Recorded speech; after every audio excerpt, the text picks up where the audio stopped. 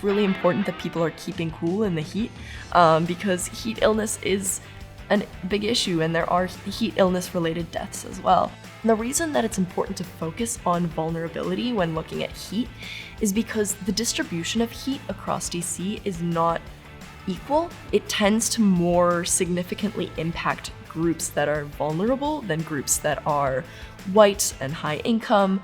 To identify what areas need cooling centers, you need to know what parts of the city are hot and also which parts of the city have the most vulnerable populations. So these are based on factors like income, age, socioeconomic factors, etc. So the first thing our team did was create our own index, and the index has a split of socioeconomic variables, heat exposure variables, and then also population density, because we were really focusing on walkability, so we wanted to put cooling centers where there were more people that they could serve.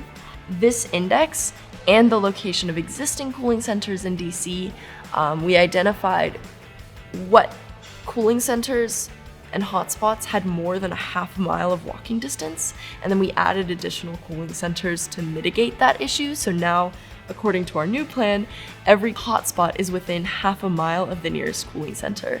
And I really liked sort of sinking my teeth into a real world problem. It's a different ballgame when you're doing something that's actually real world and you know your work will affect real people. And another thing that was attractive about this project specifically was pretty much everyone in our project group had taken ENCE 360, which is an optimization course where you essentially look at how to optimize existing systems, whether that be transportation, hospital locations, etc. And so a lot of us felt like we had the knowledge base that we could apply to this project and be successful.